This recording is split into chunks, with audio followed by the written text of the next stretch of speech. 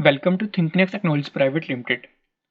तो Java training के आज इस सेशन में हम स्टडी करेंगे वेरिएबल्स एंड आइडेंटिफायर्स के बारे में। तो चलिए स्टार्ट करते हैं वेरिएबल्स से। वेरिएबल्स होते क्या हैं?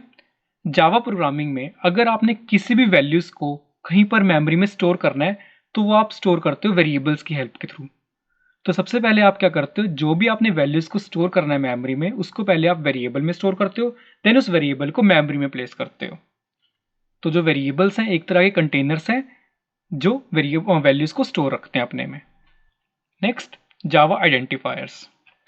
जब भी हम किसी वैल्यू को किसी वेरिएबल में स्टोर करते हैं तो हमें एक वेरिएबल डिक्लेयर करना पड़ता है और उस वेरिएबल को हम किसी ना किसी एक यूनिक नेम से डिक्लेयर करते हैं। तो जो वो यूनिक नेम होता है वेरिएबल का उसे ही हम आइडेंटिफायर बोलते हैं। दैट मीन्स कि जब भी हम एक वेरिएबल को मेमोरी में डिक्लेयर करते हैं तो उसका जो हम नेम रखते हैं वो यूनिक होना चाहिए, तो उस नेम को हम बोलते हैं आइडेंटिफायर्स। आइडेंटिफायर्स आप कुछ भी रख सकते हो, like A B C X और वाई, या फिर अगर आपने कुछ ज़्यादा डिस्क्रिप्टिव नेम्स देने हैं तो आप नेम दे सकते हो वेरिएबल को एज, सम, टोटल वॉल्यूम एटसेट्रा।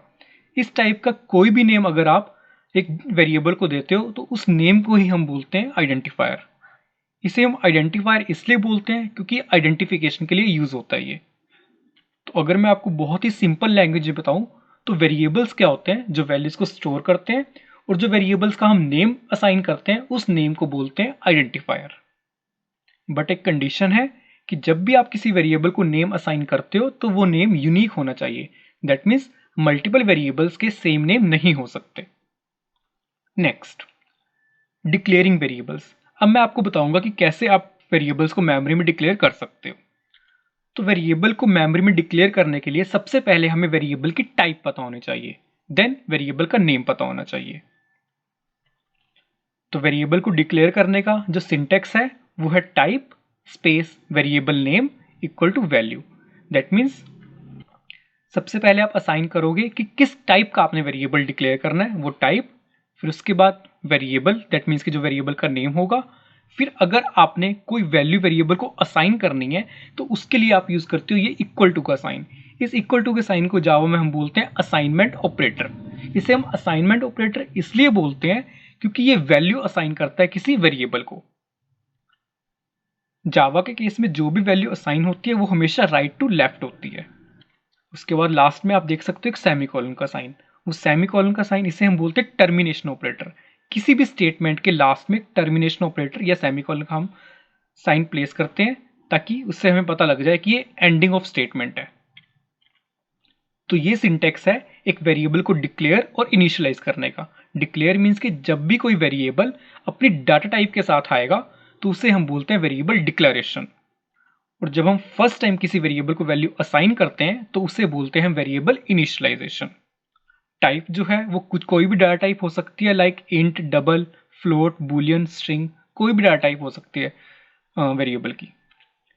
अब हमने वेरिएबल की डाटा टाइप क्या रखनी है वो डिपेंड करता है कि वेरिएबल में हमने क्या वैल्यू स्टोर करनी है। सपोज मैंने कोई नंबर को स्टोर करना है वेरिएबल में तो मैं उसकी डाटा टाइप रख सकता हूँ इंट, फ्लोर, डबल, या कुछ भी, कोई नंबर डाटा टाइप भी। अगर आपने कोई स्ट्रिंग को स्टोर करना है वेरिएबल में तो आप उस वेरिएबल की डाटा टाइप रखोगे स्ट्रिंग। और ये जो इक्वल का साइन है ये असाइन करेगा वैल्यू को वेरिएबल के अंदर। आप एग्जांपल देख सकते हो, string name equal to John. इस स्टेटमेंट में क्या हो रहा है, जॉन एक वैल्यू है, एक स्ट्रिंग टाइप वैल्यू है जो कि असाइन हो रही है नेम नाम के वेरिएबल को। इसमें जो वेरिएबल नेम है वो है नेम और इस वेरिएबल की डाटा टाइप क्या है, स्ट्रिंग। तो स्ट्रिंग टाइप के वेरिएबल को हमने एक स्ट्रिंग असाइन की है इस स्टेटमेंट में। अगर आपने और भी एग्जांपल्स देखने हैं वेरिएबल डिक्लेरेशन इनिशियलाइजेशन के, वो आप यहाँ पर देख सकते हो। सबसे पहले आप देख रहे हो यहाँ पर इंट माई नेम। तो हमने इस फर्स्ट स्टेप में क्या किया, माई नेम का एक वेरिएबल डिक्लेयर किया जिसकी डाटा टाइप इंट है। वेरिएबल डिक्लेरेशन एंड इनिशियलाइजेशन आप 2 स्टेप्स में कवर कर सकते हो। फर्स्ट स्टेप में मैंने वेरिएबल को डिक्लेयर किया एंड सेकंड स्टेप में वेरिएबल को इनिशियलाइज किया। इनिशियलाइजेशन का मीनिंग में जैसे मैंने आपको पहले भी बताया है, जब भी आप किसी वेरिएबल को फर्स्ट टाइम कोई वैल्यू असाइन करते हो उसे बोलते हैं वेरिएबल इनिशियलाइजेशन। तो ये आप 2 स्टेप्स में कवर कर सकते हो। फर्स्ट स्टेप में variable declaration and second step में वेरिएबल इनिशियलाइजेशन। एक और बात मैं आपको बता देता हूं कि जब भी कोई वेरिएबल अपनी डाटा टाइप के साथ आता है तो उसे हम बोलते हैं वेरिएबल डिक्लेरेशन। नेक्स्ट एग्जांपल, अब आप इस नेक्स्ट एग्जांपल में देख सकते हो int my name equal to 5। अब इस एग्जांपल में क्या हो रहा है कि वेरिएबल डिक्लेरेशन एंड इनिशियलाइजेशन एक ही स्टेप में कवर हो गया। इसमें क्या हुआ कि एक ही स्टेटमेंट में वेरिएबल डिक्लेयर भी हो गया और इनिशियलाइज भी हो गया। तो ऐसा भी पॉसिबल है जावा में कि आप एक सिंगल स्टेटमेंट में ही वेरिएबल को डिक्लेयर भी कर सकते हो और इनिशियलाइज भी कर सकते हो। वो आपके ऊपर डिपेंड करता है कि आप 2 स्टेप्स में करते हो या सिंगल स्टेप में करते हो। नेक्स्ट, आप मल्टीपल वेरिएबल्स को भी सिंगल स्टेटमेंट में डिक्लेयर कर सकते हो, बट कंडीशन ये है कि सभी वेरिएबल्स सेम डाटा टाइप के होने चाहिए। अब आप यहां पर देख सकते हो इंट टाइप के 3 वेरिएबल्स को मैंने एक सिंगल स्टेटमेंट में ही डिक्लेयर कर दिया, जो कि my name 2, my name 3।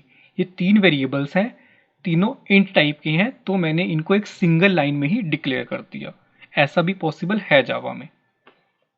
Next, आप एक सिंगल लाइन में ही मल्टीपल वेरिएबल्स को डिक्लेयर और इनिशियलाइज कर सकते हो। अब यहां पर क्या हो रहा है, एक सिंगल स्टेटमेंट में ही 2 इंट टाइप वेरिएबल्स डिक्लेयर भी हो गए और इनिशियलाइज भी हो गए। वेरिएबल्स के नेम है my name and my name. तो ये सब एग्जांपल्स हुए वेरिएबल डिक्लेरेशन एंड इनिशियलाइजेशन के। नेक्स्ट, आपको पता होना चाहिए कि सेम नेम का वेरिएबल मल्टीपल टाइम हम डिक्लेयर नहीं कर सकते। ये मैं आपको पहले भी बता चुका हूं कि सेम नेम का वेरिएबल मल्टीपल टाइम डिक्लेयर नहीं कर सकते, क्योंकि वेरिएबल का जो नेम होता है वो हमेशा यूनिक होना चाहिए। बट आप किसी भी एक वेरिएबल को मल्टीपल टाइम्स वैल्यू असाइन कर सकते हो। दैट मीन्स कि अगर आपने एक वेरिएबल है उसको 5 वैल्यू असाइन की है, तो उसको आप जितनी मर्जी बार सेम वेरिएबल को वैल्यूज असाइन कर सकते हो। बट होगा क्या कि जब भी आप एक न्यू वैल्यू असाइन करोगे एक वेरिएबल को, तो वो क्या करेगा, प्रीवियस वैल्यू को ओवरराइट कर देगा। बिकॉज एक वेरिएबल के अंदर एक बार में सिर्फ एक वैल्यू ही स्टोर रह सकती है। इन सभी एग्जांपल्स को अभी हम प्रैक्टिकली भी देखेंगे नेटबीन्स में। तो सबसे पहले हम नेटबीन्स ओपन कर लेते हैं। नेटबीन्स ओपन हो चुका है। तो सबसे पहले आपने वेट करना है कि ये बैकग्राउंड स्कैनिंग कंप्लीट हो जाए पहले, फिर स्टार्ट करते हैं। लास्ट टाइम मैंने एक जावा का प्रोजेक्ट क्रिएट किया था नेटबीन्स में, माई जावा प्रोजेक्ट के नेम से। उसको आप यहाँ पर देख सकते हो। तो आपने इसको, मैं इसी को ओपन कर लेता हूँ। ओपन करने के लिए आपने इस प्लस आइकन पर क्लिक करना है, देन सेलेक्ट करना है सोर्स पैकेजेस। देन आपको यहाँ पर एक जावा फाइल मिल जाएगी, आपने उसको ओपन कर लेना है।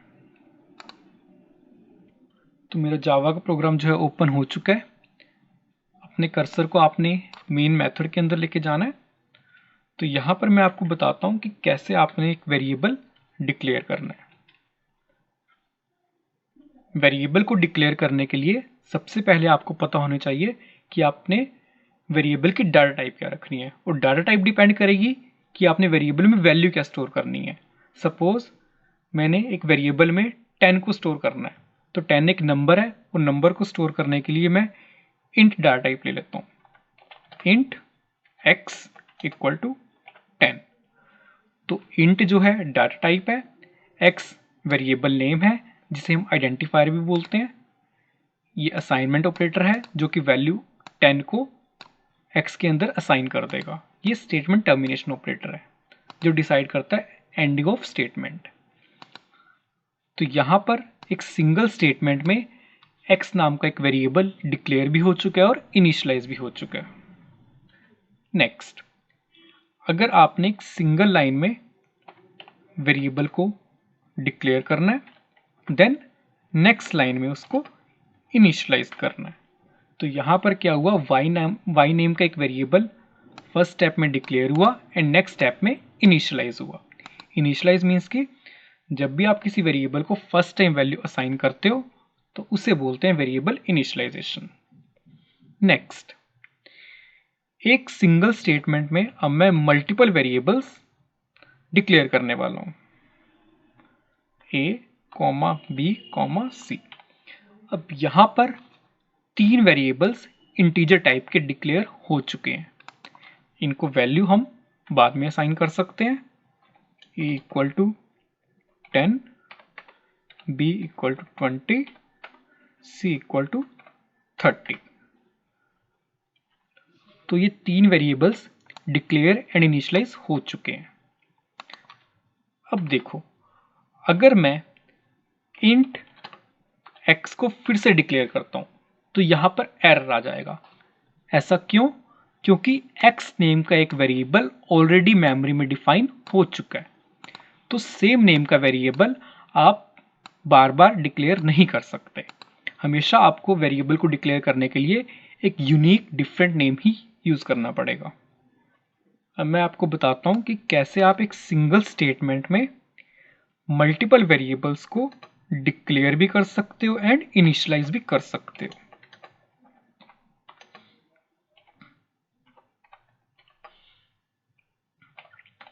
ये आप देख सकते हो, यहां पर मैंने एक सिंगल स्टेटमेंट में ही तीन इंटीजर टाइप वेरिएबल्स को डिक्लेयर भी कर दिया एंड इनिशियलाइज भी कर दिया। नेक्स्ट, अब इनमें से आप किसी भी वेरिएबल को फिर से वैल्यू कोई भी असाइन कर सकते हो। सपोज मैं y वेरिएबल ले लेता हूं, तो अगर मैंने y को फिर से वैल्यू असाइन करनी है 50, तो वो आप कर सकते हो, इसमें कोई एरर नहीं है, क्योंकि मैंने वेरिएबल को डिक्लेयर तो एक ही बार किया है, बट उसको मैंने वैल्यू मल्टीपल टाइम्स असाइन की है। तो ऐसा पॉसिबल है, किसी वेरिएबल को आप जितनी मर्जी बार आप न्यू वैल्यू असाइन कर सकते हो, बट कंडीशन क्या होगी कि न्यू वैल्यू प्रीवियस वैल्यू को ओवरराइड कर देगी, बिकॉज एक वेरिएबल में एक बार में सिर्फ एक ही वैल्यू स्टोर रह सकती है। अगर आपने इसको चेक करना है तो चेक भी कर सकते हो। सबसे पहले मैं यहां पर y को प्रिंट करा के देख लेता हूं, देन उसके बाद y में एक न्यू वैल्यू को मैंने स्टोर किया और फिर से इसको प्रिंट करा लिया। आपको पता होना चाहिए कि जो जावा का कंपाइलर होता है वो हमेशा सीक्वेंशली चलता है। दैट मीन्स कि ये जो स्टेटमेंट्स एग्जीक्यूट होंगी ये टॉप टू बॉटम होंगी। सबसे पहले ये स्टेटमेंट, देन ये एंड सो ऑन। अब मैं इसको रन करने जा रहा हूं। रन करने के लिए रन फाइल, जो आउटपुट है वो मेरे पास आनी चाहिए 20 एंड 50, बिकॉज सबसे पहले क्या हुआ, ये प्रिंट हुआ और इसने y की 20 वैल्यू को प्रिंट कर दिया। उसके बाद मैंने y में वैल्यू को चेंज किया, 50 असाइन कर दिया, देन उसने 50 को प्रिंट कर दिया। आप देख सकते हो यहाँ पर पहले 20 प्रिंट हुआ, देन 50 प्रिंट हुआ, जबकि दोनों बार मैंने प्रिंट y को ही कराया है, बट पहले इसने अपनी प्रीवियस वैल्यू को प्रिंट किया, देन न्यू वैल्यू को। तो ये सब आपने स्टडी किया वेरिएबल डिक्लेरेशन एंड इनिशियलाइजेशन के बारे में। Thanks for watching this session. For the next session in Java training, keep watching. Thank you.